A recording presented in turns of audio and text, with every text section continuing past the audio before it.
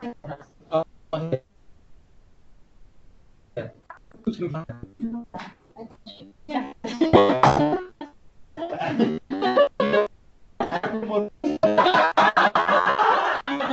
you can't leave.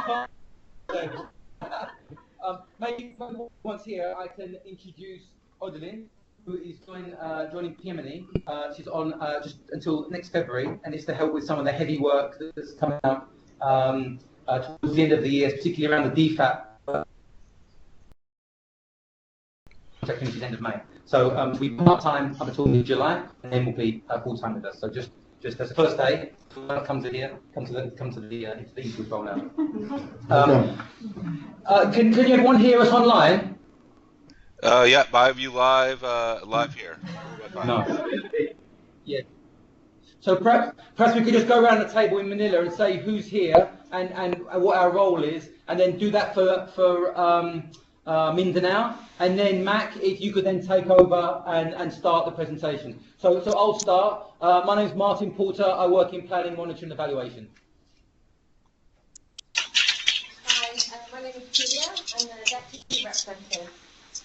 Hi, I'm Dennis Santosha. I lead the ICT team here in the country office. Hello, I'm Jessie Velasco, working with budget and also hack. Hi, I'm Kwe. I'm backup of Jessie Velasco. I'm Lisa Gisa from social policy section. Gio from wash section. Then Agulan from operations. I am Hani from travel and admin unit. Hi, I'm Shafkat, going out of this country soon. He's so happy. Well, I just to carry over from her. Good morning, Ding Aquino from PME. Odin Lazaro, PME. I'm backup for Dennis. Very good. Okay, Mindanao. Hi, good morning. My name is Nonoy from Operations Mindanao team. Good morning. This is Farouk Lim, MNE officer of Cotabato. That's it from Mindanao. Jesse is also online, but in other areas. Okay, great. Hello? Hey, sounds like that's it for the Philippines. Farouk, can you hear us? Yes. Okay, great. Sounds like that's it from the Philippines. Always the good spirits that I remember. Martin and all the people in Manila, thanks for joining, as well as Mindanao colleagues. Farouk, on your side, if we ask you to mute your mic before we go forward, that'd be cool. Also, I have a new addition to our team here with us, Aldo, who is our incoming community manager. He's 2 days old, and we've already scared him. So thank you, Filipino colleagues, for that. Aldo's just going to hang out here. Please, during the presentation, I'll give a quick PowerPoint, and then we'll do a live demo. Put any questions you have if we're in the middle of stuff in the chat bar in the side. Is that a good copy in Manila and Mindanao and Aldo? I think you're in the Lower East Side. Yes, copy that from Mindanao.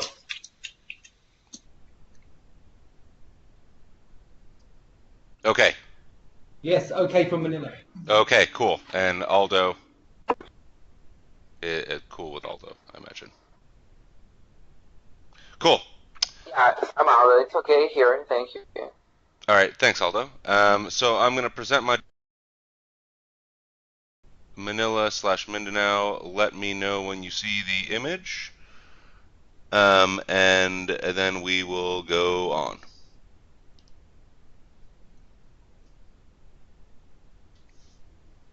Takes a second to load. I know from experience.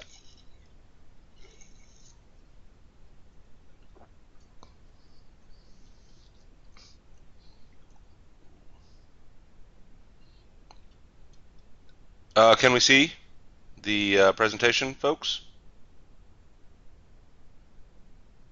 Yep. Yes, from Manila. Okay, great. Yes. Okay, very cool. Well, we'll try to run through this. I'll make it brief because I know we're more interested in the platform. So this is one of the first pre-training virtual trainings we've had. I'm Mac. I know some of you. Hello to new friends. And we'll just run you through some of the aspects of eTools as a project, and then we'll dive into it. So what is eTools? Always good to know. Basically a platform developed by UNICEF for UNICEF to strengthen efficiency and the monitoring and implementation and tracking of results on UNICEF's core business. A lot of that paper stuff that we deal with in different spreadsheets to help improve efficiencies in work planning, partnership management, and implementation management, both in development and humanitarian contexts. eTools is lucky to be an interdivisional project. It means that we have a wide organizational buy-in. It also means it's interesting to coordinate, but we are owned by Omar Abdi, the Deputy Executive Director of the Field Results Group, that's FRG, a policy shop in headquarters here. There are also a board of directors that sit on the project. Those are the directors of IT, EMOPS, Innovations, Supply, DRP we've been working with, DFAM we've been working with, programs of course we've been working with, and we have a heavy engagement with regional offices. All those different directors and their seconds, the deputy directors, meet on a regular basis to both work on the strategy and the operational path of eTools. The value to the UNICEF is pretty straightforward. We are really trying to link the enterprise systems such as Vision, the RAM, Insight, these larger institutional mechanisms to the field and the implementation and monitoring of results. That through partnerships, which is the main implementation modality of UNICEF, focusing on results-based management, and HACT, which are big thrusts within the organization. Trying to really unify a lot of the work we do under one platform where you can see most of the documentation information around partnerships and implementation in one place, which leads to more efficient partner monitoring, reporting, validation, and to improve performance management through both HACT and the other different mechanisms in the policy side of UNICEF, but really offering this information to your average user all in one place, no distributed spreadsheets or pieces of paper. eTools is tackling different elements of these business processes that we are calling modules. There are 4 at present: partnerships management, implementation monitoring. We have some mobile applications to assist with these, and then work planning, which is something that's coming up. We just did a big workshop in Delhi to work on the guidance and the Global Results Network discussion around improving the way that UNICEF works with governments. In partnerships, there's managing CSOs. As of now in eTools, while we wait for this next release as we build out the results essentially of this workshop in Delhi around the government work plans, we have a basic government information repository, and then we're working on a partner reporting portal where partners with program documents with UNICEF can log into their own basic walled off area, firewalled area, and report progress against targets on indicators and activities in both Annex C and Annex B program document work plans. We'll show you that today. It's a new thing that's pretty interesting. There's a big implementation monitoring aspect to eTools around the trip process, as well as some HACT assurance processes, which we'll show you as well. There are 2 mobile applications we have at this point. eTrips, which is trip approval and reporting, really focusing on the reporting aspect, because everyone, especially in the Philippines, I know, is on their cell phones all the time. We try to really mirror those processes. And then there's Unisupply, which is a very targeted application about partners reporting endpoint delivery of supplies, say at your clinics or your schools or health facilities. That's coordinated in conjunction with Supply Division. And then work planning is something that's coming up at the intervention, that very lower granular level that isn't captured by Vision, and that's something that's coming in Release 3, which is Q4 of this year. So eTools has been alive since Q3, Q4 of last year. We had our first release, which is the terminology release you hear a lot, is our first basic set of functionalities. Each release adds functionalities or introduces new ones around certain work processes. Release 1 was the basically bringing a system called Equitrack, built in Lebanon, into the core UNICEF IT infrastructure, hosting it centrally, providing centralized support, and allowing it to be basically served to the organization. That platform included the basic elements of partnerships and trips and the first version of the eTrips mobile application. As of yesterday, we are now in Release 2. Release 2 is built and cut. There's still a couple things left to be done, but we're pretty much there.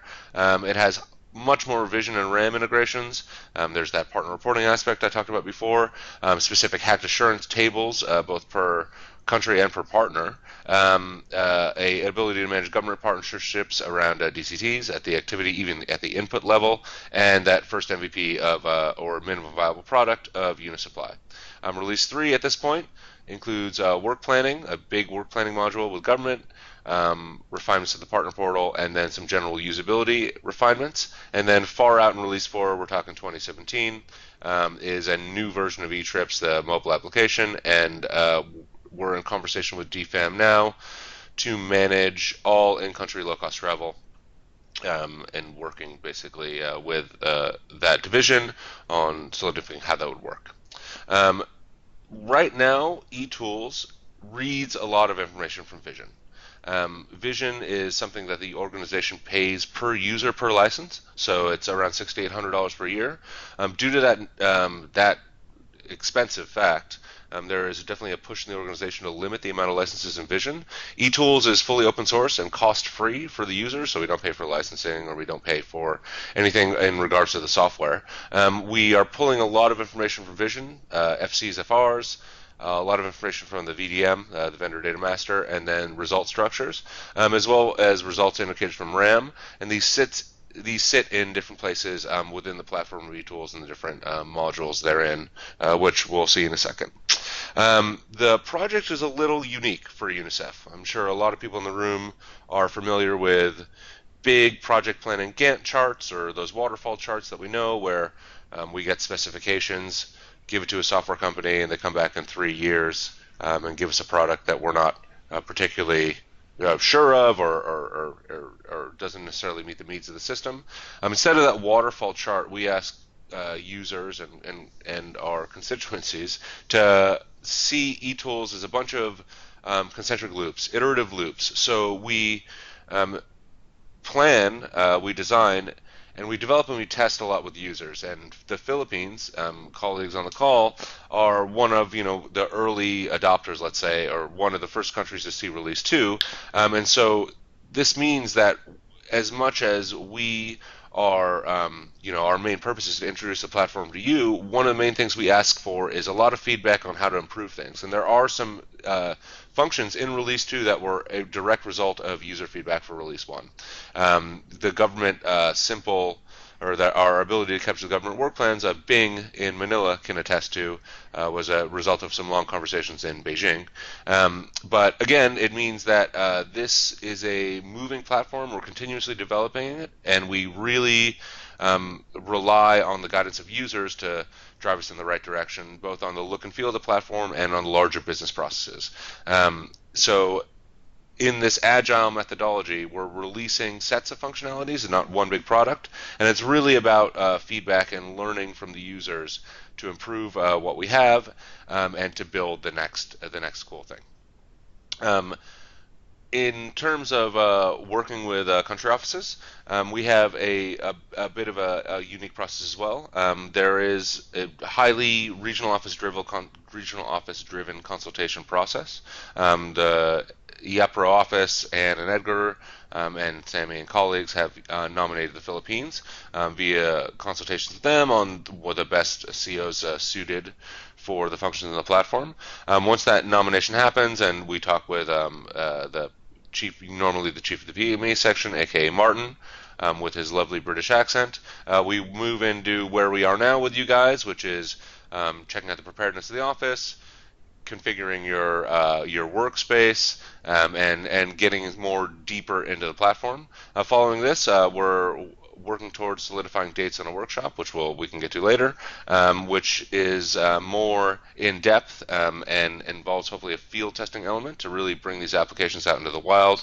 And then following that, there's a lot of virtual support around the adoption of the work plan and the platform in country. This to say that it's important for us in the eTool team that the work doesn't start with a mission. The work starts far before, and getting things set up for you guys and running through some of the sessions like this to make sure that any mission is actually really technical in nature and deals with implementation and getting things up and running or any issues that are encountered, rather than familiarizing people with the platform. So we're going to run a lot more virtual trainings like this. Aldo is going to help me in that, and there'll be some global webinars, etc. But this one, thankfully tonight we have a nice tailored thing to the Philippines. So this is the resource. We have a document library. We have a knowledge base that's growing, a user forum. The code base is going to be published, I think, next week to GitHub in the open source framework or the legal mechanisms. I'll share this presentation afterwards. Just so you guys have these links and this basic information, but always, as always, you can reach out to me for any specific questions. So now, question session. Manila colleagues, do you have anything from your side?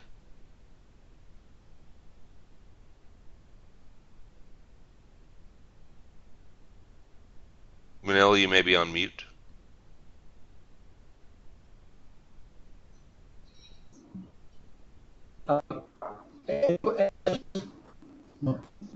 Yes.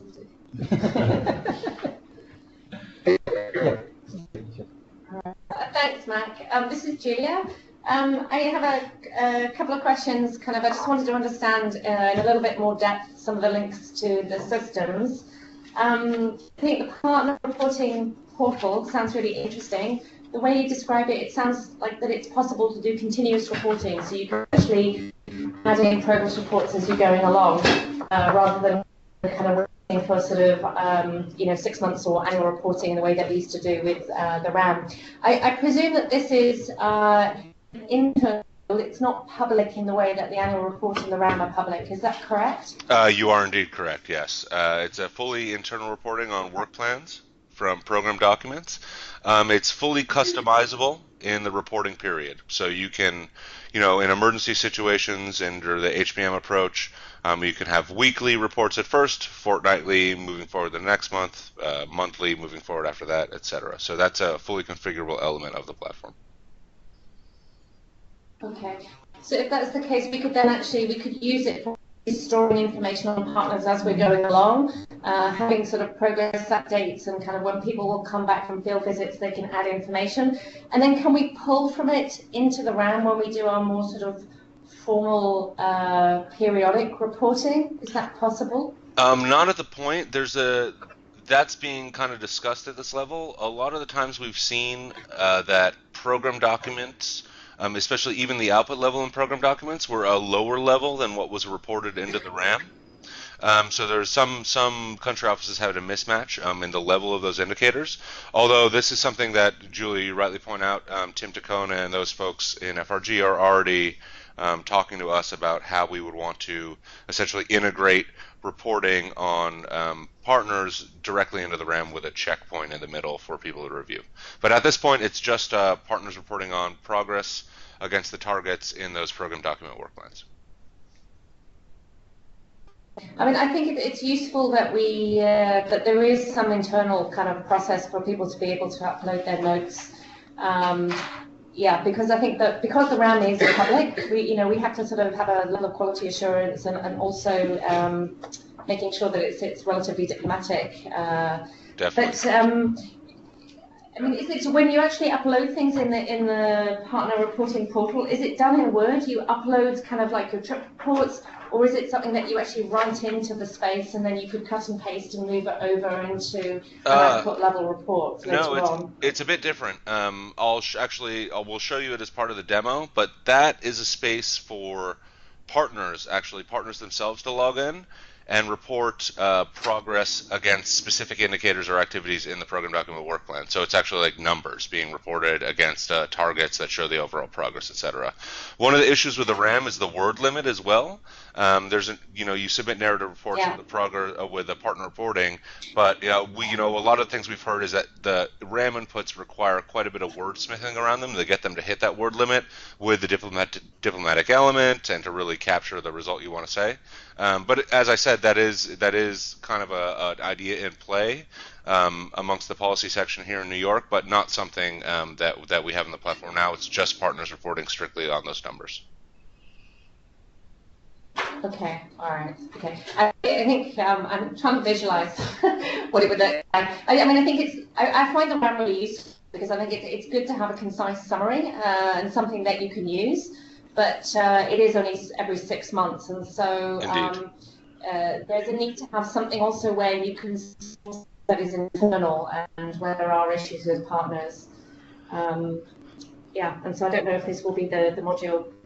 Can I ask another question about the work planning? Please, go ahead. When you showed the work planning component, you said that it involves a level below vision. So I presume you mean you're talking about implementation plans at activity level or below activity level? Sub-activity and input level. Sub-activity level, okay. And then are these the implementation tools that is being rolled out as part of the RBM training? No. The RBM training is quite different. This allows offices, as I think Bing can brief you our experience in China. A lot of offices prefer, we were just in India, they like to go down to something like over 1,000 sub-activities in their work plans with governments. Now, it's above and beyond the guidance of the organization, but it's something they prefer to do. That functionality is more or less being offered. Not necessarily recommended, but being offered. Same with China. They have really, really detailed sub-activity, even input level, like a meeting is something that is tracked. Yeah. And so in order to keep Yanfang happy and Tim, we worked around that and consider that as something that users really wanted, and that's something that the government, what we call the basic government aspect, can handle right now, pending this new development that's going to happen over the next 3-4 months on the work planning module that will come in release 3. Okay, and does that then allow the ability to be able to put notes and progress on, say, for example, you've got a sub-activity, which is a meeting, you could actually then say, whether activity actually used for sort of hack spot check purposes or for other purposes? Because I think, while we don't, what's good about the RAM is it's at a strategic level, and you don't want all of those details, but then we have a lot of offline sort of tools that we then have to develop, because we do need to sort of check on kind of those sub-activities and whether they took place and how they kind of contribute to activities. And in system and proms, you used to report in against your government work plans. So where you'd have an activity in the work plan, then you would report kind of as you were going along on them. That reporting takes place in offline Excel spreadsheets. Is that the idea, that it takes some of the offline tools and puts it online? Well, actually, you're quite pleased, and I'm happy you brought up prompts. But one of the major critical features from the workshop in Delhi, one of the things that users required was a comments box on that activity input, whatever level, that there could actually be a bit of a back and forth with a validation process. So again, that's something in the release 3 pipeline, but people were thinking exactly around what you just posed. Okay, all right. I have one last question, and then I'll stop talking. I just was interested in which countries are actually using this right now. We had an exchange with China earlier, and I know that they've had some issues, but because China don't have CSO partners, I think we'd be really interested in actually finding out which countries are using it that have a high volume of CSO partners as well as. No, that's a really good point, and it was, China was a very, let's say, a learning experience for eTools. We went in there with a platform that can manage CSO partnerships. There is one partner in China, which is the government of China. So what we've been talking quite a bit with Tim and Yanfang and colleagues there, and specifically this is one of the big reasons around the government being able to capture government elements right now, in addition to being able to construct an office-wide hacked assurance dashboard. But yeah, China was a difficult experience. Some of the better countries, Sudan is running really well. Sierra Leone, these are big CSO shops. Sudan, Sierra Leone just had a wonderful evaluation we can share with you guys around implementation and how they're learning through that implementation. It's been a good lesson. A lot of the MENA countries, because they were exposed to the previous Equitrack system, have been able to pick it up really well. We even have an example of the Monaro office running programs cross-border in Syria. So there have been varying degrees of uptake. South Sudan was more or less stillborn. There was a big connectivity issue there and a management changeover. The stars in the program, though, right now we were in 9 countries in a regional office, 6 of those being in the MENA region in the last release, with a lot more basic functionality. But Sandra Latouf, if you know her, in Sierra Leone has been a big driver, the deputy there, as well as Gert and the team in Sudan, and then the Monaro and Jordan, Lebanon offices as well. Kenya's been has a high level of CSOs. They've been moving a bit slowly, also doing a management changeover, but they're piloting there with the education section, and things are going relatively well. But we can connect you. One of the reasons Aldo is on this call, he will be the glue between all our friends in the different country offices and regions that will, be a conduit to share a lot of this experience and, your challenges with Mac's presentations and how how he's so indecipherable. You'll have channels to communicate about this. Okay, no, that's great. I'd be really interested to have a read of the evaluation. Yeah, we will definitely make a point to send that to you. Okay, thank you. Dennis has a question, Matt. Hi, Matt. This is Dennis. Actually, I saw all the slides. They're good. I just have 2 questions. In some of your slides, there were mention of uploading of reports, documents, especially during the release 2 of partnership management and implementation monitoring. There was even a one-way syncing under the interoperability scheme. So my question is, the upgrade of the internet requirements for all these systems? That's the first question. And the second question is on the development cycle. You said about agile. I just want to make a point here that the agile development cycle, it has its own refinement mode. You cannot get 100% accurate results for the whole system, but it's done on a per module basis. So leveling the expectations of users, I think at this point they should be able to, to detect that this is not a 100% foolproof system. Thank you, Matt. Thanks, Dennis. And I will send you the check later for those 2 questions. They set me up very well. Yes, Agile is a moving target, which means that one of the real benefits that I see is that the feedback of users in places like Manila or in Mindanao or in Tacloban, Cebu, Sulu Island, wherever, that actually matters, and that we take that into account when we develop the next thing. So while we build functionalities in the platform for the next release, we're also refining the previous release based on feedback from users. So that's really important, and I think it can become intense to manage, which is one of the reasons why we have a kind of a bigger team here in New York, as well as some oncoming capacity in the region to actually support the region in particular.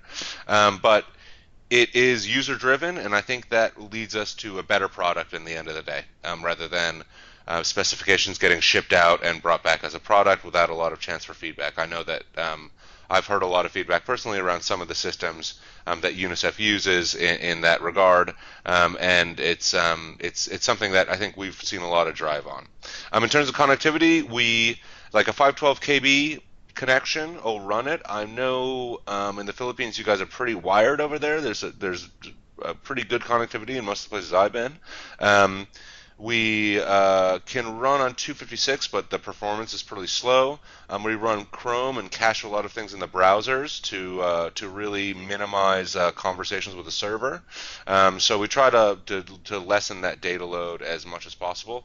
But like 512 kb or 512 MB is a minimum. Sorry, Dennis? The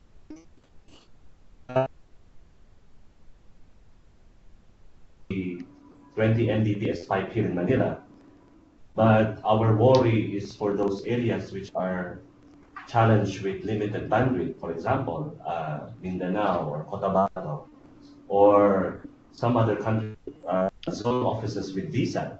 How do you see all this system being implemented for the entire country, where one zone office has very limited internet commercial link? It's a good point, and this is one of the reasons that we really focus on field testing. We went up to Sitwe in the north of Burma, which is really limited. I think it's 1 down, 4 up, and on a VSAT. And things work pretty well there. It's really about who's weighing on the access point in terms of the load of managing partnerships. Not everyone in the office manages PCAs or program documents. It's a limited user set, which lightens the load on the connectivity. But it's a very good point, and we're working with ITSS and the new telephony project run by Kareem that's basically measuring bandwidth and connectivity speeds in sub offices, field offices. We're working with DRC specifically on this issue. So it's something very much in the front of the mind. But that to say, yeah, there are minimum bandwidth requirements that we have actually some specs on we can share with you as well. But if you want to follow up in detail, you could give me some notes on the actual connectivity speeds in Cotabato or Mindanao or some of the other offices, and we can work through how we expect that to go. Okay, thank you, Matt. Mindanao colleagues, do you have any questions? Yes, just one question. Do we need access to Vision to be able to open the eTools? Nope. If you have a UNICEF email and password, you are already a user. Okay, great, thanks.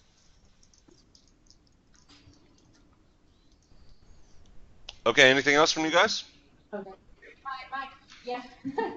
Yeah, Mike, it's Julia. I wanted to also ask, you mentioned about the phone as well, that there are certain functions that work from your phone. Could you maybe explain at the moment what we can actually use? So, for example, if I go out on a field trip and I'm doing monitoring, or if I go on a spot check, am I able to upload my trip report directly into the system? Am I able to take photos of a warehouse or whatever and upload that? That's the first thing. And then the second is actually, are we able to do a geographic mapping of where our partners are and where our work activities are from the system? So I guess you get the second check after Dennis gets his, Julia. The eTools application allows you to file a trip report, take a picture of an area or a thing, put a caption on it, because we all want to be the next famous UNICEF photographer. You can do that as well. And also create action points and assign them to your colleagues. This all has an offline functionality where it's user action syncing. So if you want to, and you don't want to incur any data charges on your plan, you wait till you have a signal and you can sync your trip report. I, for one, was delinquent, and Martin can, I'm sure, back this up and probably already has let you guys know, especially with trip reports. I was super lazy. This is one of those things where you write your trip report in your car and you can send it over your network if UNICEF is paying for, or you can just wait till you get to a wireless signal, submit it, it syncs with the platform, with pictures, action points, etc. And does it go into a form? It actually goes into the triple Sorry. format. Yeah, it goes into, we'll show you in the platform. It is the official sanctioned UNICEF trip report. So if you submit that from headquarters, the policy folks say that's your trip report, you're good. Okay, great. Sorry, your second question was? Yeah. Oh, on mapping. Oh, yes. We have Jesse on the line is developing a work plan so that we can actually map out where each of our activities are taking place and overlay it on where our partners are. Yeah, so I'd be interested in the mapping function and whether you can overlay things like sort of data on equity and some key statistics onto it as well. We have a basic mapping function that overlays some basic information around trips and partnerships. Doesn't bring in exterior layers yet, but there's a bit of an export and a workaround that I can explain those that are interested to do it. There's a basic mapping function, but exterior layers or other data sources are integratable, but require a bit more work at this point. But the dashboarding so and it's something that tools, perhaps we could use as a base and then export it. Exactly. The analytical tools and more of improved mapping and dashboarding is something that's going to come up in Release 3, which is what we're calling very generally platform improvements. Bing has a question, Matt. Under the partners reporting portal, there was a discussion in Beijing before that eTools will be designed in such a way that partners can directly enter their accomplishments or reports under the indicators for the partners.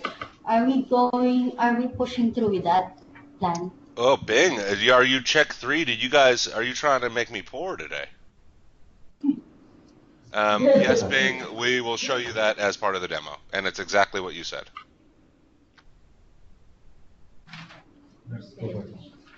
Mac, I have a couple of questions, and maybe you'll get onto this shortly. But the first question is, if I look around the table, then there's someone from WASH, and there's someone from the Hacked Assurance, and then there's PM&E. So if, for example, WASH goes out to their program, they've got the trip report app, but what they want to monitor are the indicators in the PCAs.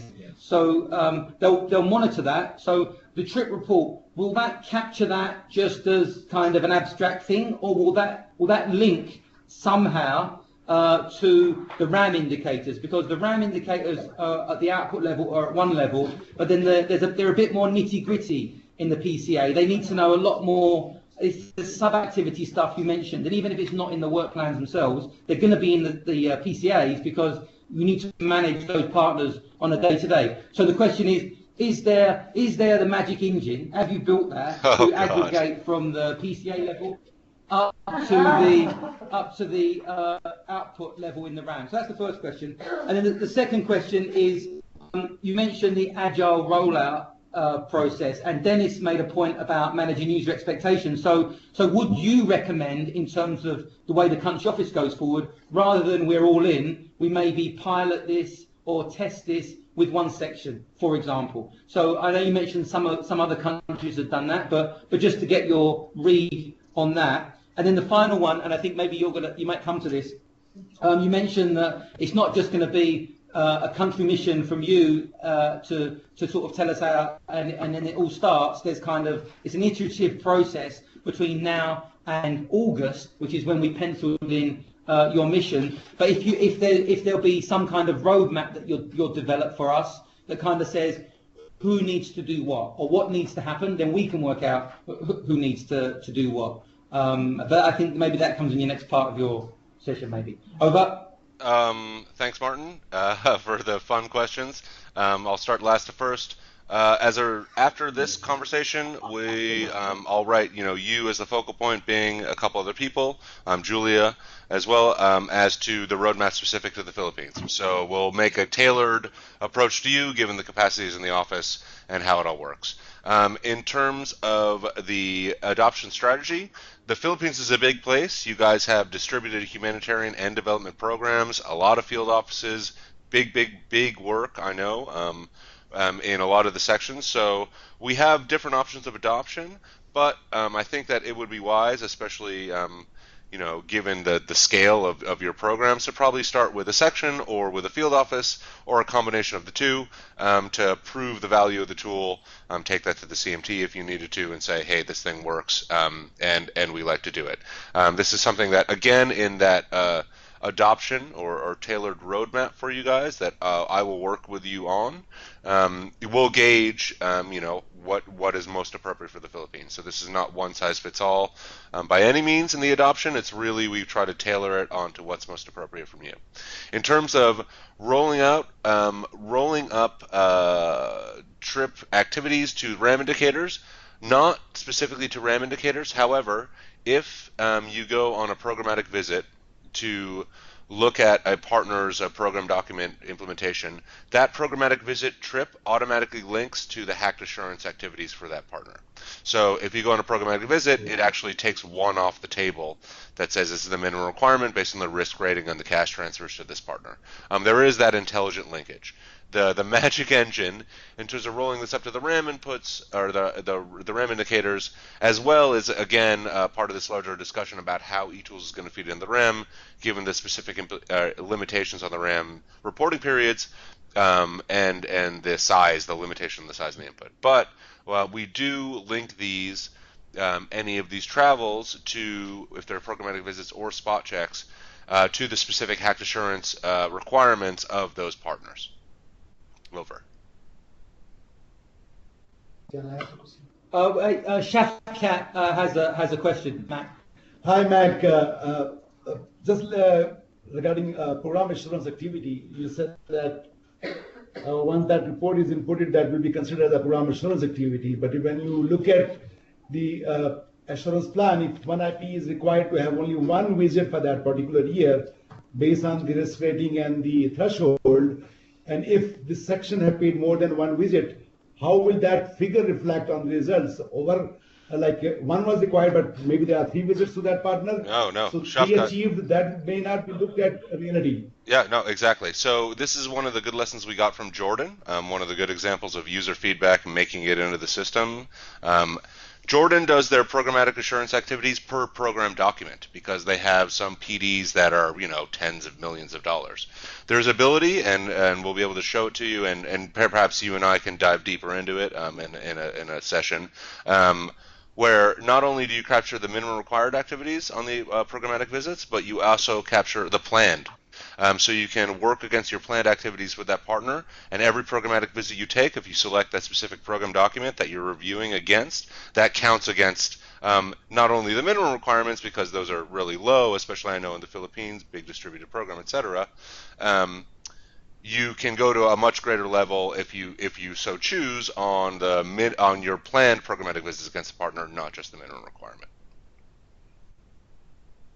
Just for clarification, you mentioned about program document, but we don't plan our assurance activity as per the plan program document. We do it or total threshold received by that particular. For example, Ministry of Foreign Affairs are receiving program document means that one of the NGOs, Save the Children, for example, we have 3 sections signing a program document with them. But the assurance activity is decided on the total amount. On the total cash per the partner. Yeah, exactly. Yeah, no, it is. You plan on the partner level. So you see that any. Yeah, you're correct. You plan on the partner level, yes. But yeah, exactly. But you can conduct your assurance activities on the program document level if you'd like. But how will that? Okay, maybe you'll show it. I'll show you. All will be revealed, Shafkat. Okay, let's go to the presentation then. Okay, great. And then ask the questions. Yeah, thanks. Okay, Matt, maybe if you go ahead in the next part of your presentation, then we have let's see if there's any more questions afterwards. Over. Fantastic. Again, let me know when you see the screen on your side, Martin.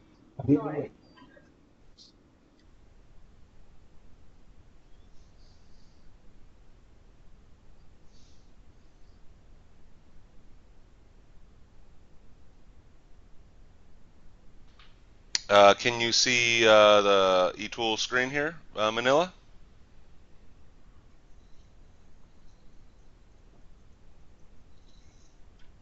No, now you see. We can't see. Okay, let's give it a moment.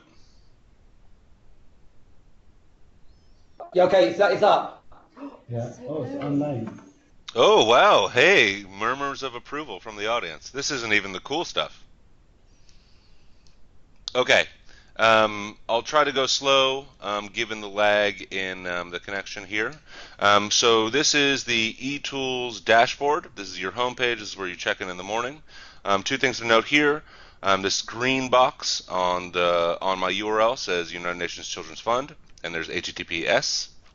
That means that the information is served within UNICEF, protected by UNICEF information security protocols, and is safe. So eTools is protected on a data standpoint.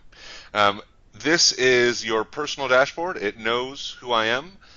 Everyone in the Philippines now, after this presentation, I'll just ask you to log into a site. You're automatically mapped to your own workspace, so everyone has access now.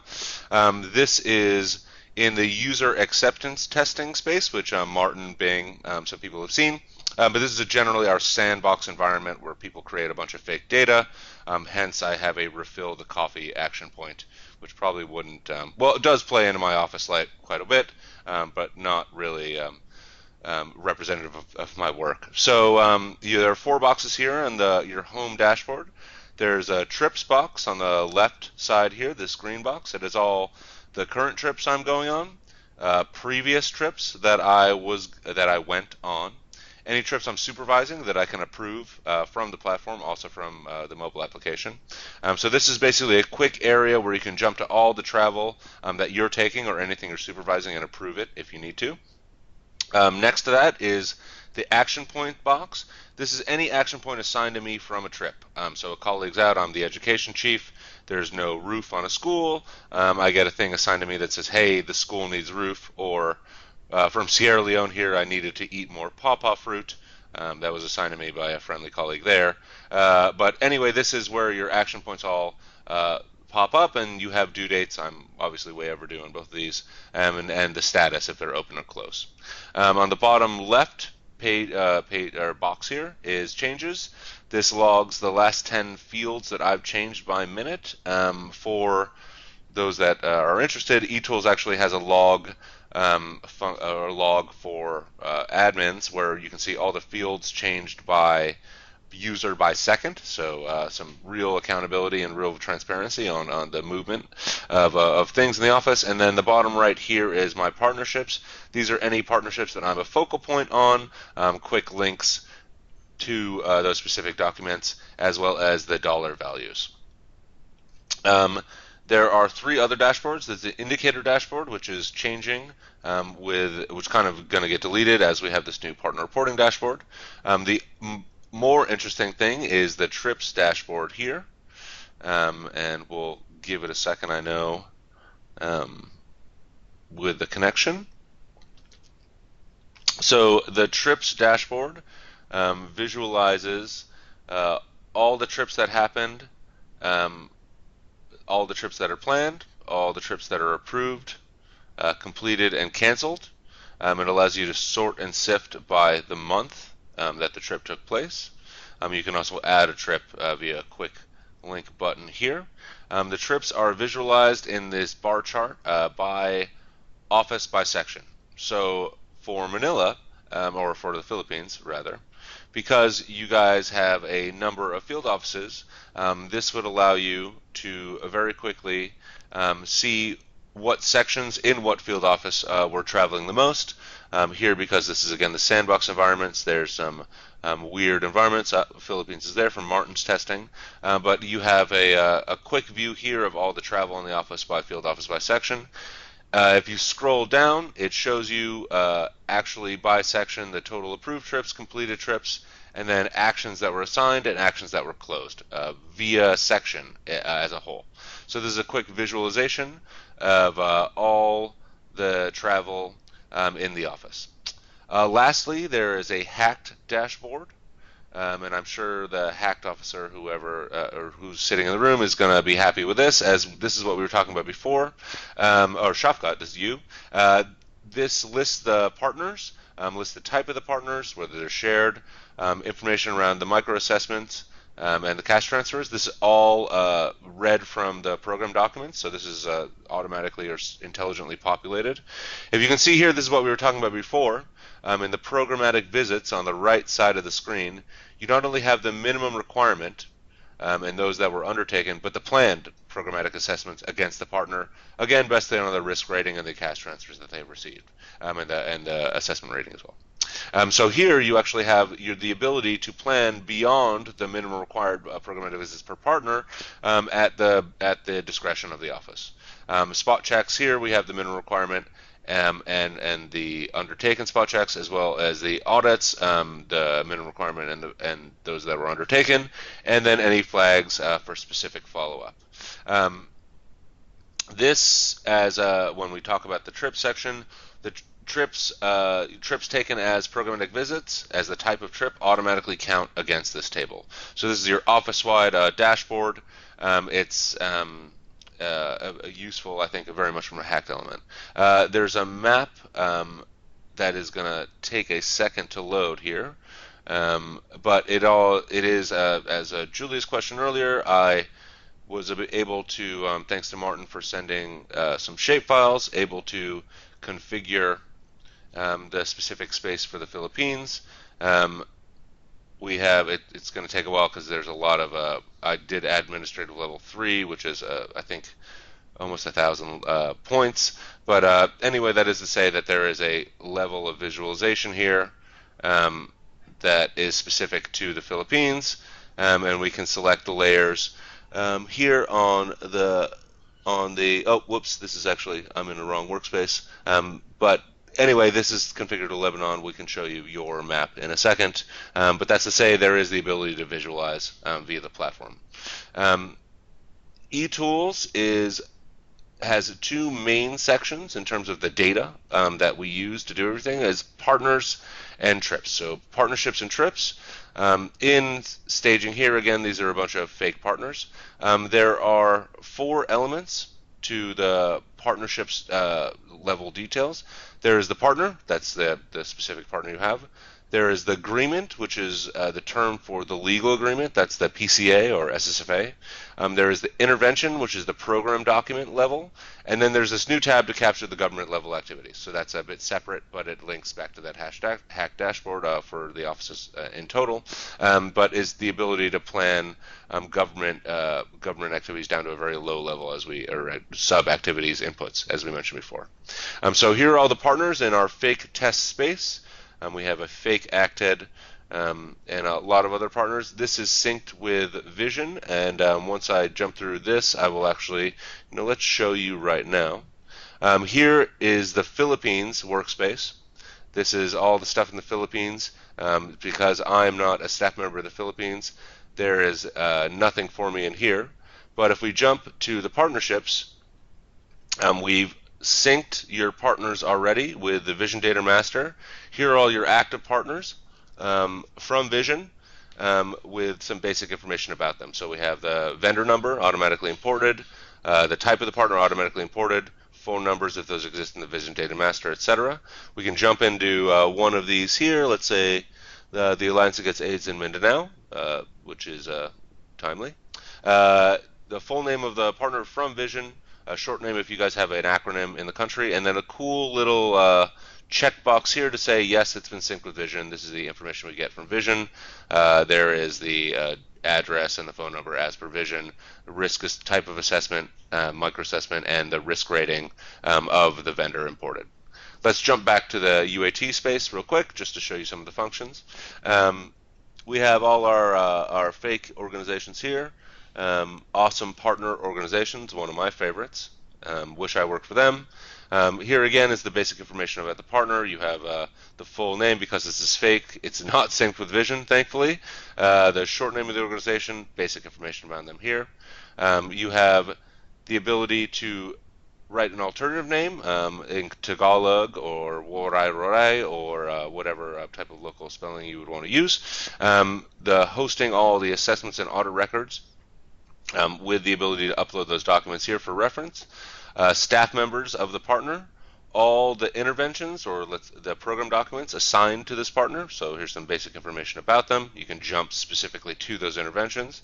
A hacked assurance plan for the specific partner. So we have the cash transfer currently planned cash transfers out of a total here. Risk rating info, programmatic visit info, and spot check info. Again, this is modifiable beyond the minimum requirements on the programmatic visits based on how the office wants to plan. And then the interventions, you can actually track the specific or program documents, the specific programmatic visits against those program documents and the spot checks, which roll up to the general hacked assurance table in that partner, which in turn roll up to the hacked assurance table for the office. The partner staff members here, important to note, this is where you write the information around the partner staff members down and you activate them. They get an email, and this is how they report in the partner portal. So it actually activates their logins based on this section here. They can log in with whatever email they choose, social logins or Google or what have you. Underneath partnerships, or underneath that partner information, is the agreements. This is all the PCAs now, that legal framework that UNICEF enters into with partners. Very basic information on the PCA level, as it's just a basic legal document. Agreement details, number of the PCA, automatically numbered now, who it was signed by, any amendments, and any authorized officers for the partners. If we go back to that agreement screen, one of the cool new things eTools does is render PCA documents. So one of the stories that we heard back from the field was that, or for her from New York, or based on their travels and investigations, a number of offices were actually changing the language in the PCAs. Which actually had legal implications on the liability of UNICEF or the partners in the implementation of these programs. From this is the ironclad legal format of PCAs, so there's no more having to type in bank details, etc. This all renders specifically from the platform. You can print it, sign it, upload it. That's the official PCA from the organization. So all the PCAs, all the download buttons here on the right side, you can actually render your PCAs as a PDF and print them, and those are the fixed legal documents. You have to enter the bank details on that partner screen, or on that agreement screen. That was a hidden field that we can show you later. Underneath the agreements is the program document level, or DCT level, or SSFA TOR. We can just look quickly at one of these program documents, automatically numbered. All the new program documents in eTools are automatically numbered. We also have the ability to manually number program documents of those that previously existed in prior to the introduction of the platform. So there's no need to change the numbering, but it's a new push from New York to actually standardize numbering, on the program document level. The interventions is where most of the information is. You have the information around the partner. You drop down, you can pick the partner there. That it's this agreement. If it is a PCA, you have to choose a program document. It won't let you save, or NXB or NXC, the simplified document, program document for humanitarian, NXB, program document, NXC. There's a lot of validation in eTools which says you can't basically create an institutional contract TOR underneath the PCA. In this specific circumstance, it wouldn't allow you to save that. Automatically gives you a reference number. You link it to a result structure. We've already synced your vision result structure and your current country program to that Philippines space we showed earlier, which we'll jump into a little later. So you actually would pick that CPD, give it a title, type of project, basic status, etc. The next section is about dates and signatures, when it was submitted and reviewed by the PRC, who it was signed by, focal points in UNICEF, etc. If you select yourself as a focal point here, this is what shows up in your dashboard as partnerships. This dates and signatures section here automatically calculates the 45-day benchmark for review by PRC, and it's a little field down here that's you can see date from submission assigned. Just another built-in function in the platform. It has also a link to the FR number here, which when you save it gives you the funding summary against this program document. The ability to host any amendments are here, to add sectors or sections, knowing that UNICEF has a lot of cross-sectoral programming, and then budgets and grants. These are also synced from Vision, and you can link to that specific financial information on this info screen. Here we have the results tab, and this is one of the cooler parts. So you have the ability here to download the program document work plan template, which you can try yourselves because it's a bit of a discussion. But you can download it, fill in activities and indicators as you like, add custom disaggregations. One of the examples we use is hair color or shoe size. You can actually disaggregate to whatever level you choose in that Excel spreadsheet. You upload it to eTools, and it actually intelligently reads the spreadsheet and organizes itself as indicators and activities associating to outputs. These indicators here are what appear on the partner reporting portal.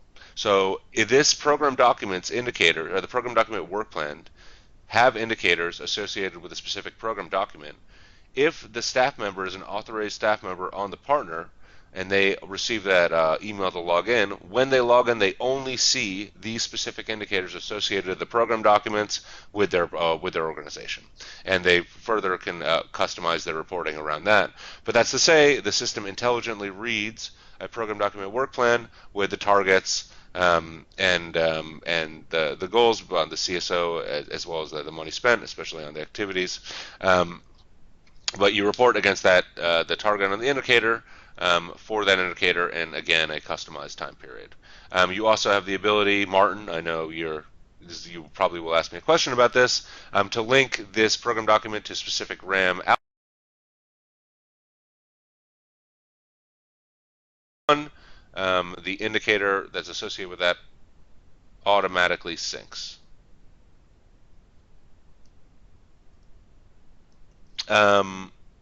And here is where you actually specify the due date on the report that would appear in the partner portal.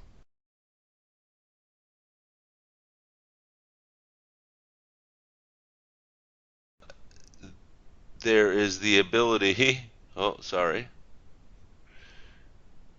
The intervention level also captures the locations specific to the Philippines that we've also loaded into your workspace. That these program documents are taking place. Any trips that have taken place against this program document, hacked assurance or otherwise. Supplies related to this has to do with Unisupply, where partners can report actually from this tab against supplies that they were distributed that were synced against them. And then any attachments, Unisupply, or sorry, eTools is meant to be a one-stop shop for all attachments and types of files against specific partners. You can add anything from a face form or a spot check report to a general picture or a link. So those are the main CSO elements, the partners agreements and the interventions, or the partners, the PCA level, and then the program document level. There's also this government element that just got added as well, which allows you to select a partner, a specific result that the partner is contributing to, the result, the output level result that they are contributing to, the year, and then you're able to get some free form abilities to add in different types of results here. So you can actually add them all the way down to the sub-activity level. So there's a bit of customizability there. It doesn't have to be in the output level. You just link it to the result structure and the result type, so you link it to an output, but you can go as low as you'd like. So that's the general governance screen. The next big section is trips. So that's the main partnerships element. There's the trips element to the platform as well. Here we have a big list of all the trips. Oh, excuse me. We have a list of all the trips relevant to the specific workspace, this UAT. Two things to note here before I dive into it. One, as you might have noticed in a lot of the other screens, there is a lot of ability to sort and sift on the top to filter by travelers or supervisors, the partner, etc. And also the ability to export. We know that everyone loves Excel, so we allow the functionality of exporting to Excel in a number of the different screens and lists of eTools to perform more in-depth analysis if someone wants to. So that's something that not only appears in trips but is also on the partner level.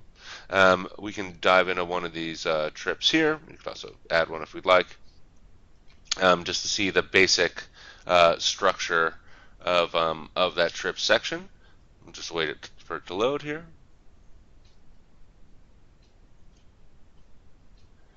Okay.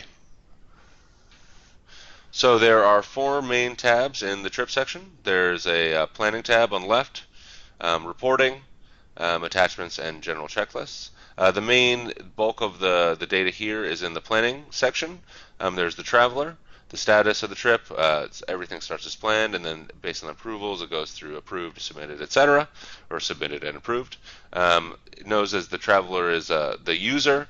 You can select your supervisor for approval. They get a notification via email. Also, we can enable in-platform notifications as well. Because this person, it knows the section of the office they're in. It has the purpose of the travel, the dates the travel is taking place, and then important to note here is the travel type. So you can see there's 7 travel types in eTools at the moment. There's some general stuff like meeting and technical support and advocacy. There's entitlements and HR-related things like staff development, staff entitlements. But there's also programmatic visits and spot checks. If you select a programmatic visit or a spot check here in the planning section of the eTrips app or the Trips module of eTools, you have to select the partner that you are monitoring against. And the specific interventions or program documents that you're monitoring against. So these hacked assurance activities are actually logged against the specific partner and the specific program document or intervention of that partner if the programmatic visit or spot check is selected, and this is how we calculate against the hacked assurance tables of the office and of that partner. Based on the submission of a trip report, of an accepted trip report against this partner and this intervention for programmatic visits or spot checks. The rest is more or less administrative. Focal points, security and TAs, the person responsible for the TA. At this point, still, TAs have to be raised in Vision and manually copied into eTools. It's a bit of a duplication due to the limitation of licensing in Vision.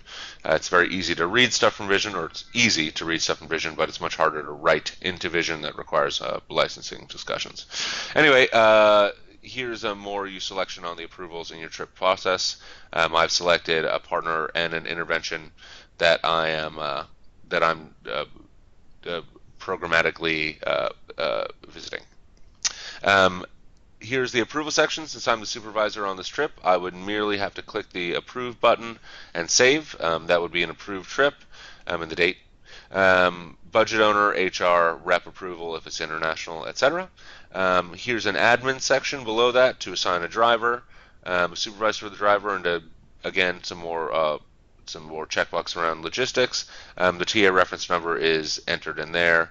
Anyone that's selected in eTrips is sequentially notified after the previous notification. So the supervisor approves first, then it goes to the budget owners, travel, etc. You can also link additional partners to trips, capture your itinerary on a detailed level. So this is the travel itinerary spaces where you would say health facility this, school that, government ministry this. But the trip locations here is actually the administrative level for a mapping function that you can log in there. There's also the ability to capture the WBS activity or the WS outcomes, outputs, or activities that this travel is pertinent to, a grant that is funding them, and the percentage of that grant that's funding them. Noah going a little fast here, but there's hopefully you're bearing with me. Everything after this page is doable via the eTrips application. So reporting, we have a basic open text box and then the actual FRG standard of constraints, challenges, and opportunities. One of the things we notice in UNICEF is that if we are very talented writers when it comes to trip reports, and we like to write novels. There's a lot of discussion in headquarters right now about limiting the size of trip reports. Right now we're doing it via SOPs in the office, but actionable bullet points, this type of thing. But here we actually try to structure the trip report a bit. This is accepted, or this is on behalf of the policy section in New York. This isn't your official trip report. Here's your TA certification. That was once a piece of paper. It's just a click of a box there. And then you can assign action points to members of your office, colleagues, describe the action point, give it a due date. And this is where, Philippines, this isn't much of a problem because you guys are very nice people. Some angrier places, let's say, don't assign your due date to a partner or to your colleague as is in 2 hours, and that's again something around SOPs in the office and how action points are assigned. But partners can then log in and actually say that the actions they took, say when they took it, and close the status of those action points. You can add as many action points as you please in the platform. These all show up on if assigned a user's dashboard. They see that specific action point and say, hey, you need to do this by X date. There's an attachment tab, which is where you can host, trip reports, etc. This is also where, not trip reports. This is where you host general pictures or link or general reports around that travel. You can also, this is where the pictures and captions sync into. From the eTrips mobile application. There's also the ability to just host documentation, eTools. We like to be able to host as much documentation as possible. Again, just that one-stop shop. And then any generic links around the partnership. The last tab is checklist, which just offers you the general field monitoring checklist at this point. This in the future will actually be customized depending on the type of travel, where the spot list form or the spot check form will be available for download if you take a spot check type of travel or programmatic visits, etc. There's also, lastly, a list of all the action points assigned, a big bulk list. This is exportable as well for analysis beyond that trips dashboard. So it's all the people, who's responsible, the description, etc., and quick links to all that information. Those are the two beefy parts of eTools. One more thing before we jump into the Philippines space. This question mark at the bottom right of the corner, or bottom right corner of your page, is an in-platform help tool. So it's called User Voice, and you can actually ask it a question in the platform. We found from feedback from users that people were not happy with working on eTools, having a question, and then having to jump out to a SharePoint site or having to write an email to access a help article. User Voice allows us to integrate it all in platform. So if I ask User Voice, what is a CSO, it will bring up specific articles relevant to my question. Excuse me. And when I click next, it actually pulls up articles from the CSO, the microsite that we have here, that have basic information about the CSO or what a CSO is. Same goes for trips and other types of information. We're going to continuously build this knowledge base in the platform based on feedback and what we think people want to know on a country level. There's also a specific capacity brought on the team in New York to help populate this list. If you don't get the right answer, you can send us a message. eTools and Aldo and I manage the User Voice ticketing system, which allows us to triage those responses and reply as needed. So if you ever got a question for us, don't write Mac an email. Go straight to User Voice, enter that question in there. Quickly, here is the Philippines workspace. To note, anyone on the call right now that has their email address associated with the Philippines, all you need to do is go to etools-staging.unicef.org. Martin can share that link around. You will be automatically mapped to the Philippines workspace. So there's no login issues. Just enter your email credentials and passwords. You already exist in this space. Now, this space only has some basic information because we have all the stuff we could get from Vision. We have your result structure, as well as all your partners. So here is the Philippines current country program, all the information within there, the results, etc. We can configure your sections and etc. And we also have the donors and grants relevant to the Philippines here. That's all pre-populated, and your geography is in here as well. This partner detail is synced with the Vision Data Master. So as I said earlier, all this stuff is coming from Vision. One of the things we would ask focal points to do is just cross-check any information against this, but this is more or less the stuff we could bring to you from Vision, and there's more elements around user management, etc., that we can also follow through with the IT section. But that is more or less the basic overview. That's what we call the 10-cent tour, the hour 10-cent tour. So I can pause here. I'm sure you have a few questions on your side. Manila, we can jump quickly to see how we have the mapping working as well. Julia, this is something that we can work on at exporting. I have your admin 1, 2, and 3. We've already jumped down to, this is the municipality level in the Philippines. We can overlay basic information on this, but there is, if you want to do more in-depth analysis, we can help you on the work on how to export it. So again, if you have any questions, you guys are all registered to this specific workspace already. Log in, go for it. There's not a lot there, so I'll work with Martin on how to start getting your actual program documents and your PCAs in the system. But that's the 10-cent tour. So we'll pause here for questions. I'm sure there may be a couple, and thanks for the time. Thanks, Mac. So Shafkat has a question. Hi, Mac. Two questions. One clarification only. On the supply part, what you mentioned about that we will be able to monitor the distribution of supplies. To end user supply monitoring or distributing supplies to the IP? Hi, Shafkat. Thanks. End user supply monitoring is actually a different system being worked on by Supply Division. This is just partners reporting the distributions of supplies at endpoints. So I distributed 25 health kits to this clinic, and I distributed it. It's basically a big button that says done. And that's linked into the distribution plans. This specific functionality, we work closely with Supply Division on, so there's a limited set of offices that are actually going to get this introduced. So we would, if you were interested, we could work with SD colleagues, Prakash and Gemma, etc., on you testing that application.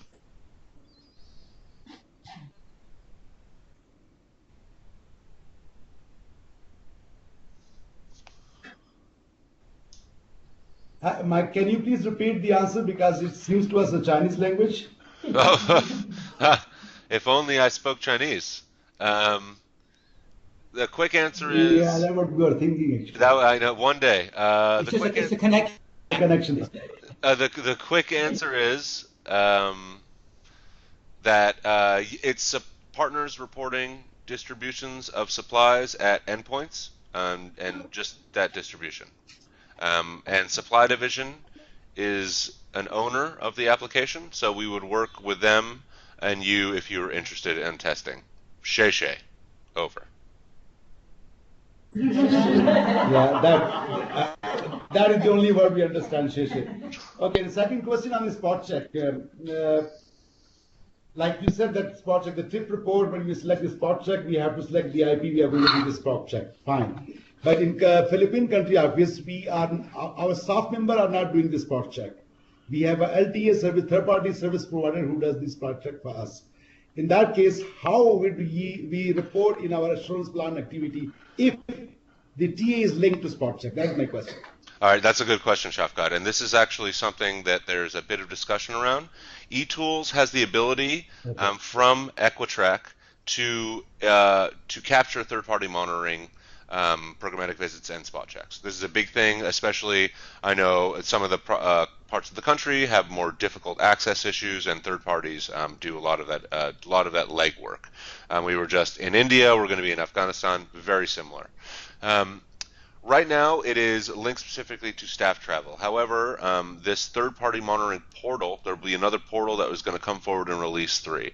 There are some workarounds that I can probably talk to you more in depth on how we would do that. But the ability to actually fully integrate the third-party monitoring reports is going to come in Release 3. There are some basic things that we can capture that information in Release 2 at the moment. So I could show you that at a later time.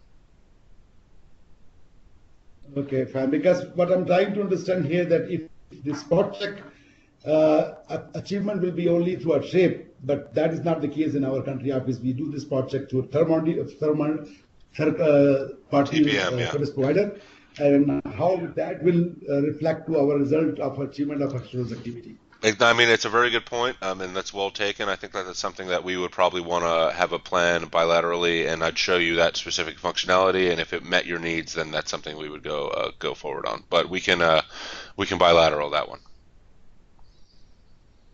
Thank you. Out from me, and then other people can speak Chinese. Hi, Matt. This is Gracie. You showed us functionalities on trip planning and approval. How will this affect the processes that we do in Vision in terms of trip preparation and trip approvals and certification? Would that replace the ones we do in Vision? Not yet. The Vision Travel module is. There are, between you and me and everyone else in the room, there is discussions around trying to phase out, especially in-country travel via Vision, that module. Those conversations are taking place with DFAM right now. At the moment, the Vision, the itinerary and the TA remain separate from eTools. So there's actually a manual step of raising the TA in Vision and having to copy that TA information into eTools. Okay, thank you. And then about is there also, you showed us a dashboard for the HAP summary. Is there also a dashboard for our partnerships, like for example, a summary of active program documents per partner, something like that? Not a dashboard yet, just that list view. But that is one of the first dashboards that's going to get built over. And probably by August, we may have some prototypes to show. And then, okay, thank you.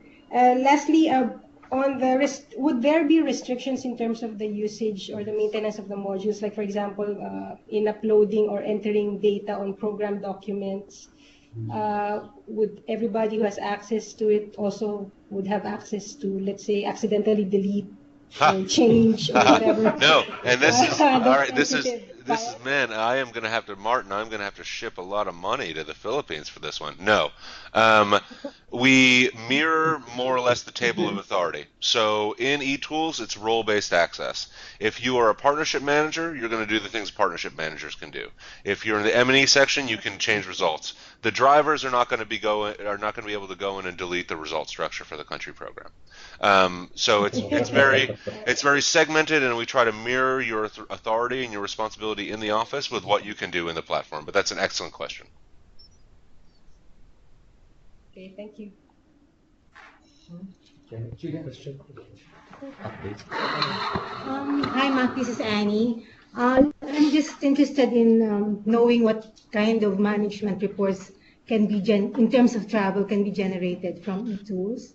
And also, number two, we normally raise blanket trips. Yes. So is there so the purpose of the trip may be different per type of trips. How will this be captured in the eTools?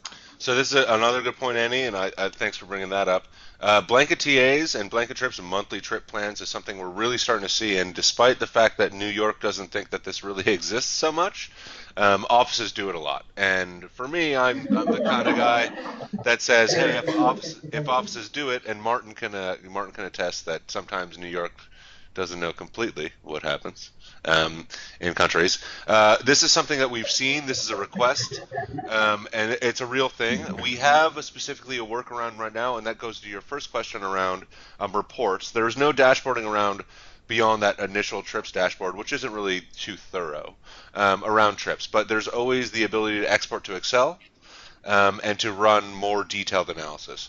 Same with monthly trip planning and blanket TAs. You would do There's 4 or 5 mandatory fields in eTools to plan a trip. We started this with Kenya and Pirko, who yelled at me that she wasn't able to do it. If those of you know Pirko, that's a very Pirko thing. We have a process to work around that as well. It's something that this is a big piece of feedback that I've been taking back to the core team that we're going to work on functionalities around. But at the moment, it is essentially individuals plan their trips, fill in those 5 fields. You export that as a section, as an Excel. The chief signs it, and that's the travel plan. You can go forward and then change the information, and they get notifications if the destinations change, if the timing changes, if the travel type changes, etc. But it's not seamless. It's a big piece of feedback. That's something that's going to be coming up as well. Okay, thanks.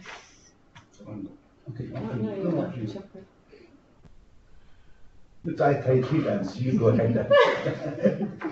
Okay, Mark, this is Julia. Hi. I wanted to ask you a question that relates to the trip functionality. I think this is really useful for us because this is something that we were going to start developing independently, and so we can just kind of move ahead with this one. You mentioned that the trips are actually categorized, so when you're actually putting in the trip plan, can you maybe share, because it was a little fuzzy on the screen, what the categories are? So you mentioned programmatic visits, which were hacked visits. I think actually for me programmatic visits was something else, but I think it would be important that we understand what the categories are so that we can kind of make sure that we are using it consistent. But does it let you, for example, show whether people are going for input level monitoring, for looking at sort of hacked and supply monitoring, or whether colleagues are going out and doing process monitoring, end results monitoring? I think it's really useful for us in a country office and for managers to be able to ensure that we are doing a whole combination of monitoring. And the ability to be able to track that dashboard would be good. Yeah, no, that's very well copied. Right now there are 7 types of trips, but this is also a piece of feedback we got, and we need to allow this to be customizable on a country level. This is something that there's a bit of a fight actually in FRG as to whether or not to allow the customization. There are 2 types of trips that correspond to hacked. That's a programmatic visit and a spot check. There are general trips, which is a meeting, technical advocacy, and there's the third one I'm forgetting, and then there's staff development and staff entitlements. So they're broad categories. I think that your request to go on that much more detailed level is well heard on my end, and it's something I'll bring back. You will be yet another deputy representative that said, "Yeah, give me more detail." So that's coming back. Tim Sutton actually yelled at me about this the other day too, in a nice way. So this will definitely go back to the business owners, as we say, as to the ability to do this. One of the good examples we've had where this I was able to persuade and convince the team was the sections. New York, again, thought that there was only so many sections in the world. Turns out everyone does it differently. We now have the ability to customize sections per office. So the ability on trip types, there's a question on aggregation on a global level, but that point is very well heard. And I'll bring it back to the team. Okay. All right, thank you. I mean, I think it would be really important because it ties very closely to sort of the Morris as well, making sure that, exactly. that kind of colleagues are going out and they are looking at, and not just doing sort of what's the requirement in terms of sort of our hacked and our input monitoring. I know Pirko very well. I can quite imagine the Oh yeah. Well, then you know. It There was some 4-letter words involved. I won't repeat them. Yeah, well, she's retired, so she can get away with it. Yeah, she can. Don't I know that? Anyway, yes, it's a good piece of feedback. That more lower level, that more granular level of monitoring, and the actual intent of the strips is something that we've heard quite a bit. Pirko loudest of all, and that's something that we have gotten the FRG people to actually think a bit about, Itona and Tim's team. Okay, all right. And then related to that, actually, before you mentioned that you can actually you can generate a map of where our partners are and where our activities are. Would that be the same with the trip report system? So, yeah, same thing. Overlaying trips. Oh, excuse me. There's a New York City and ambulance behind there's me. an emergency going on. Yeah, well, it's Brooklyn. It happens. Okay.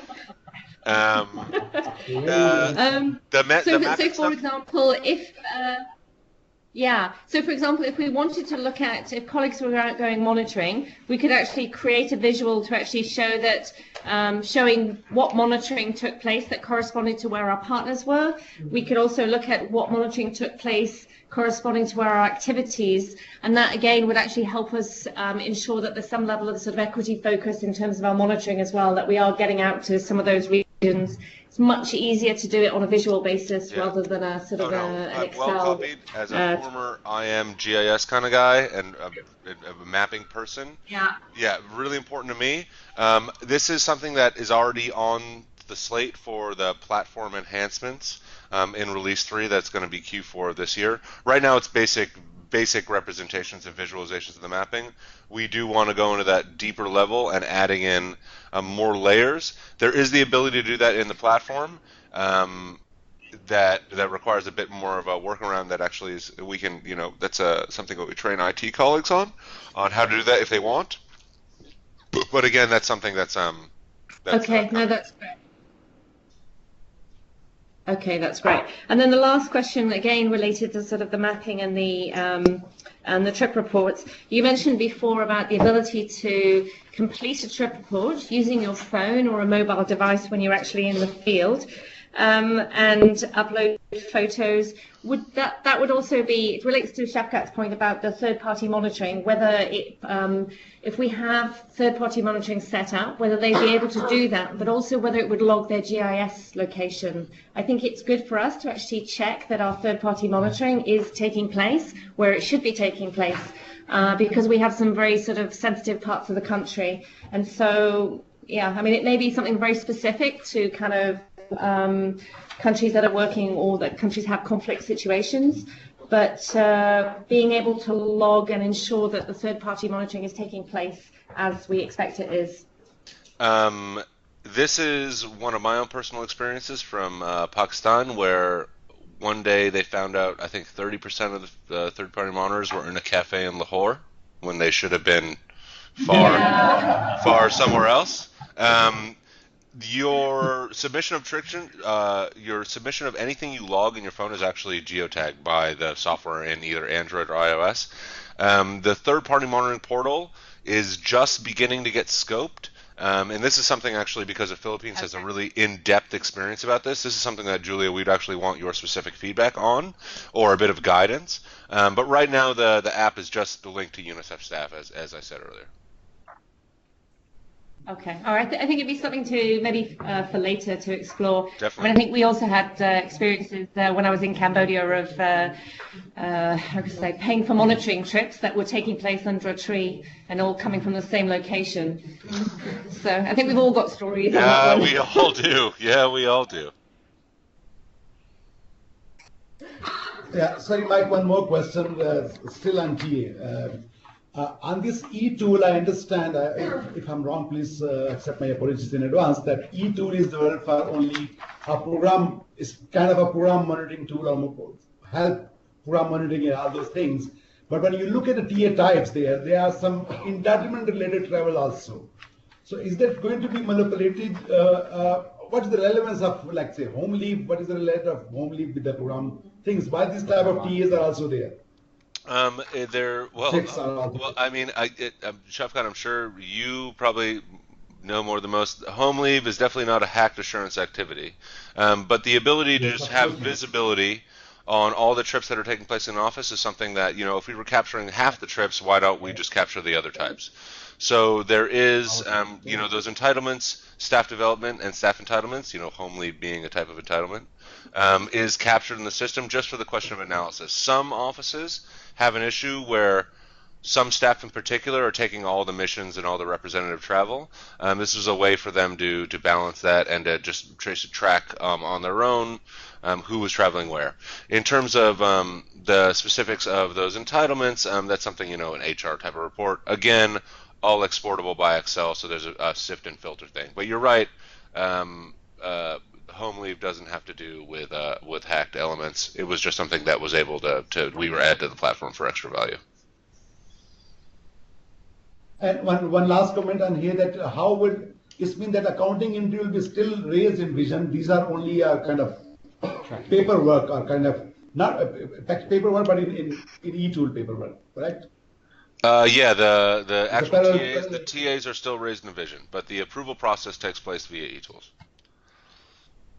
So it's not overlapping with Vision yet, even though it seems like the not the vision, but the idea is to have it take over some of those processes. At this point, there are conversations between Omar and Fatumata, the deities of FRG and DFAM, as to bringing these functions into eTools. We want to simplify that in the future.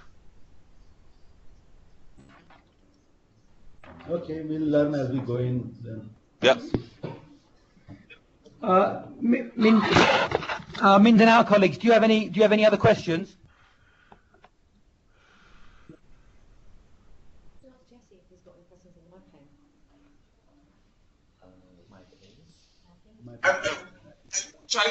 I'm already trying to navigate the eTool, the website, the eTools site itself.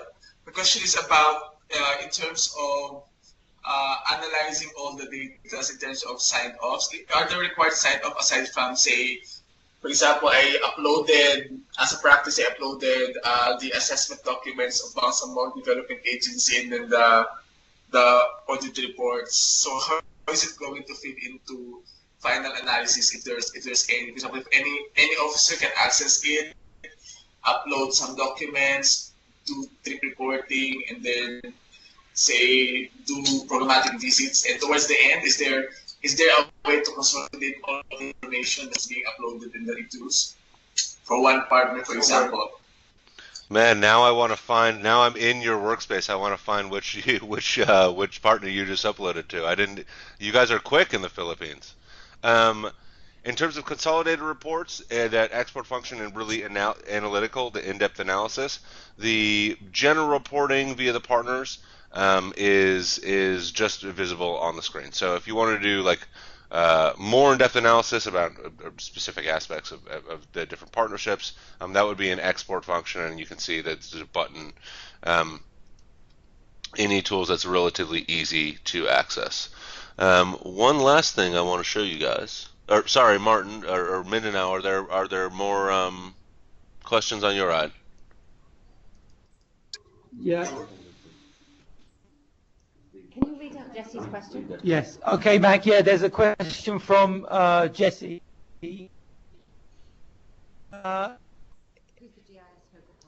Does the map tool has a functionality of adjusting scale by administrative or political boundaries, and can the map export data to Excel? Over. The map doesn't export data. It functions as your a normal Google Maps. It's actually a Google Map mashup where you can select layers on and off. Yes, you can, but exporting those things, it actually links to another platform that we integrated into eTools called CartoDB. You can export from there, no problem. So there is that functionality, not directly in the platform. The platform just does the basic visualizations. And adjusting the scale and filtering by administrative or political boundaries.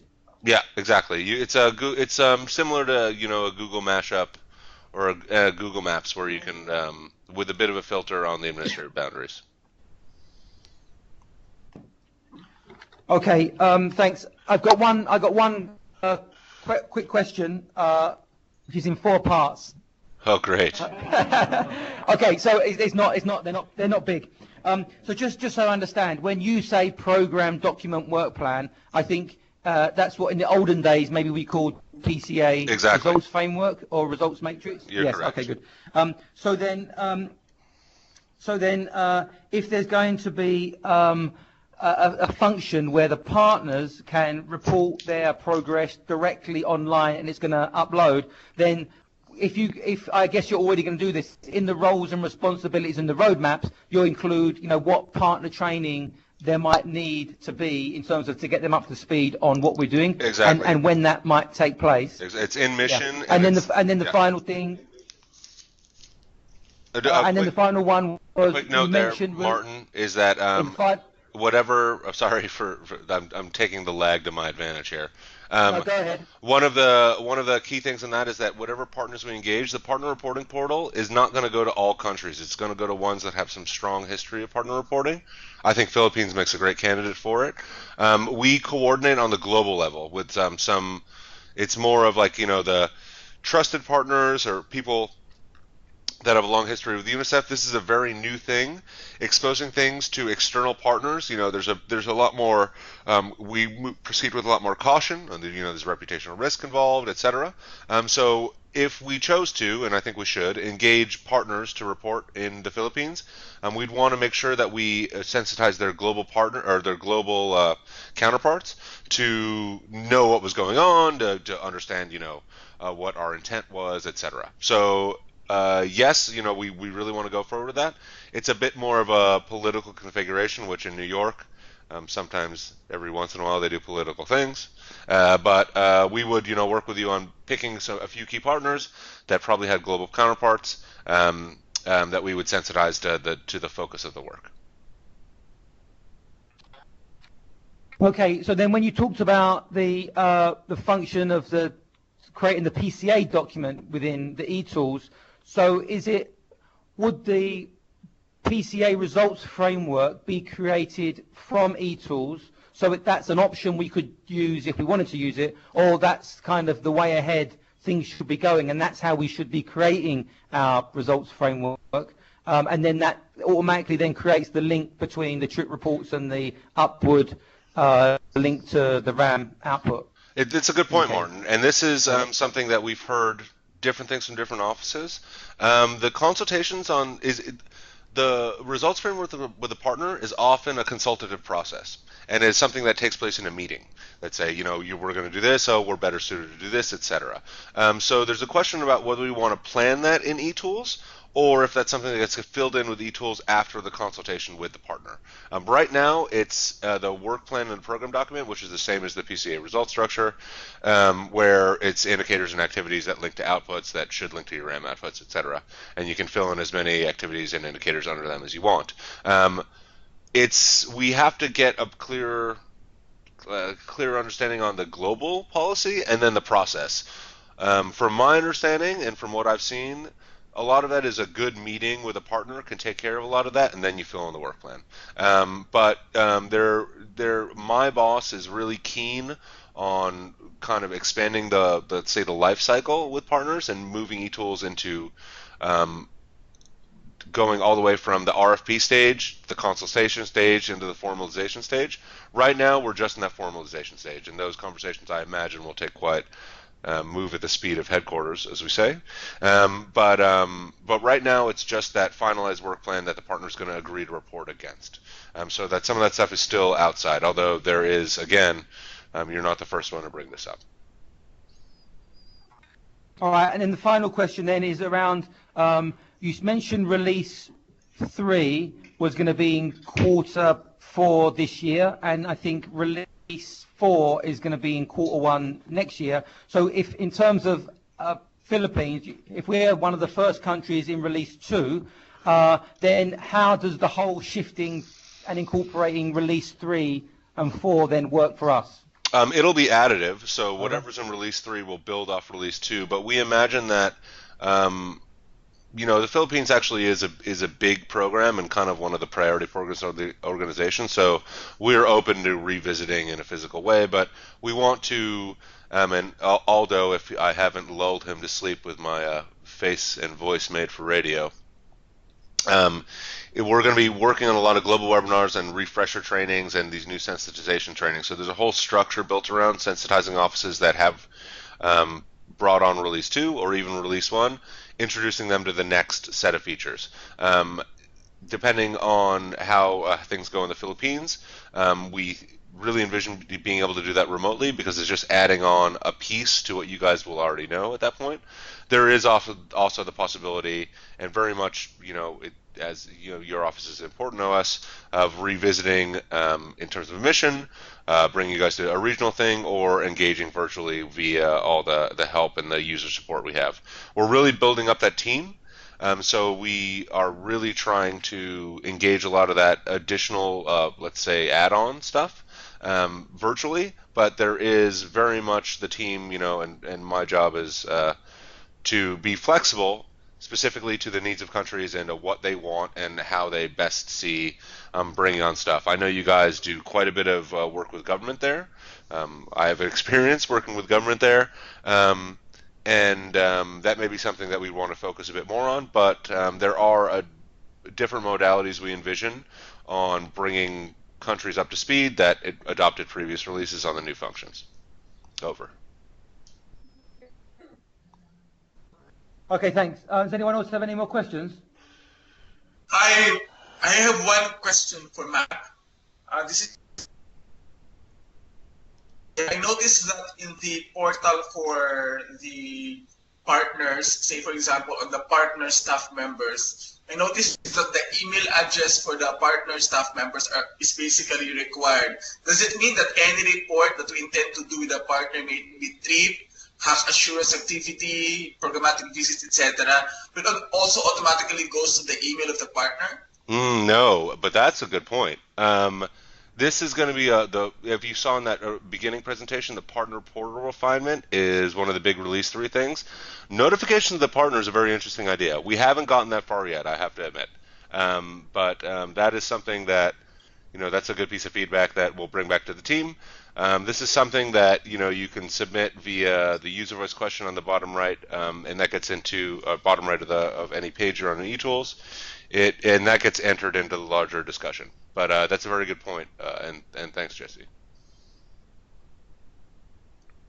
Okay, thank you. Okay, thank you so much.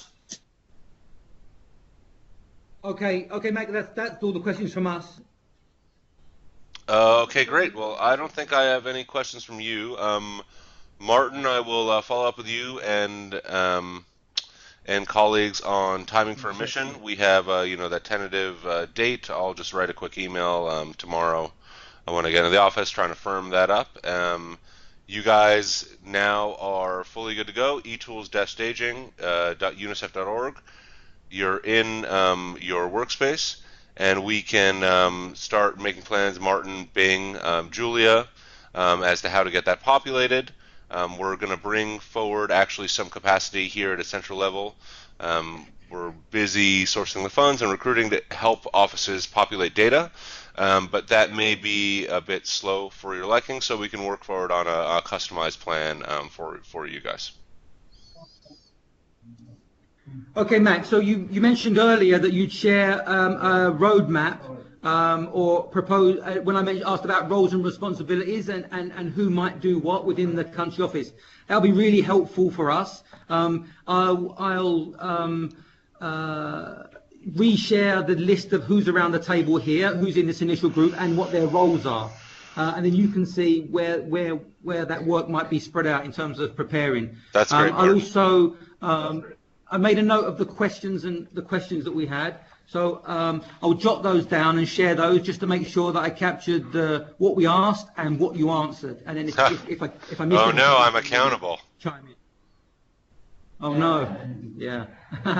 All right. So well, just to say, I think from everybody here, thank you so much for doing it at this time as well. I realise it's the middle of the night for you now. It's almost midnight, yeah. It's a little past, so thank okay. you for accommodating us. And I guess we'll see you soon. Yeah, no, we're really looking forward to it, and I gotta say, you know, Philippines is high on my list in terms of both the feedback we're gonna get from you guys, which I know will be nicely phrased, but probably very sharp, knowing Bing and some other colleagues there.